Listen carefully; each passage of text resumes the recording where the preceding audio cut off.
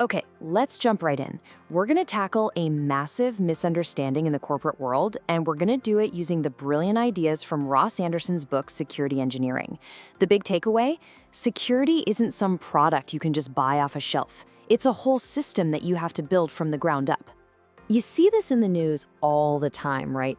It's a paradox. Some huge company spends millions, maybe tens of millions, on the latest and greatest cybersecurity tech, and then boom, they get hit with a massive, embarrassing breach.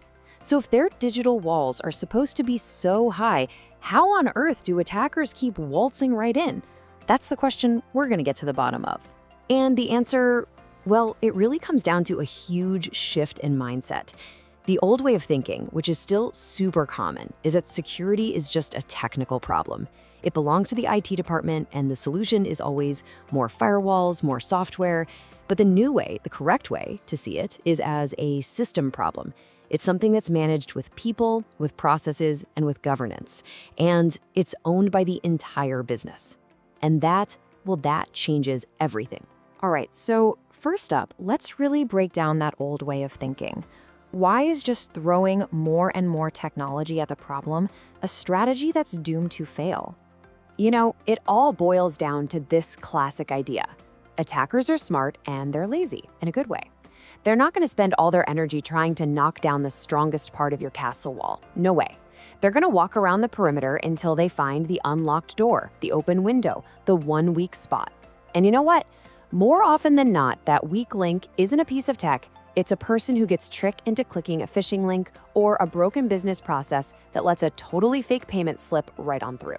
So if the old firewall approach is just broken, what's the alternative?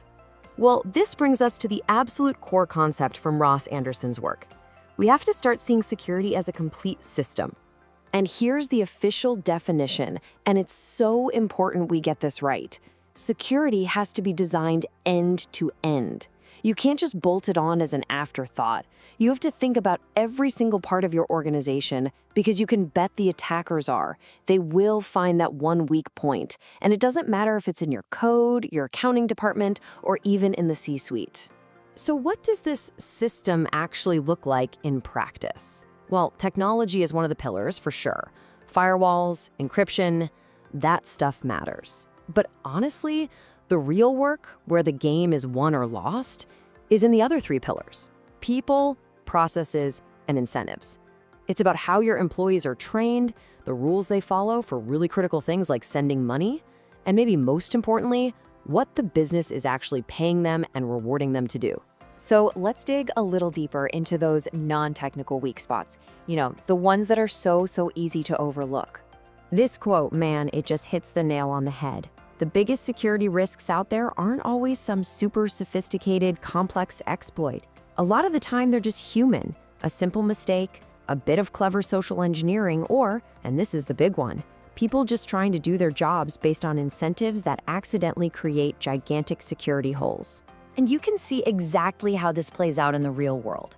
A department gets a bonus for cutting its budget, but in doing so, they expose the whole company to ransomware. The sales team gets a commission for closing a deal fast, but they skip the security checks and introduce malware to the network. Or a call center agent is rewarded only for how many calls they handle per hour, so they don't bother verifying someone's identity, and a fraudster drains a customer's account. In every single case, the employee was doing exactly what they were incentivized to do, but it created a catastrophic risk for everybody else. And look, the data totally backs this up. When you actually break down where security failures come from, purely technical flaws are just a tiny piece of the pie, only about 20%. The massive majority, a full 80%, comes from people and broken processes. That's it. This right here is why you can't just buy a better firewall and call it a day. It doesn't work. Okay, so we've diagnosed the problem pretty thoroughly. I know it can sound a little bleak, so the big question is, how do we actually fix it? Let's talk about the real practical steps to building an organization that can actually withstand an attack. The very first step is another one of those mental shifts. You have to accept that perfect prevention just isn't possible. It's a myth. An attack will eventually get through.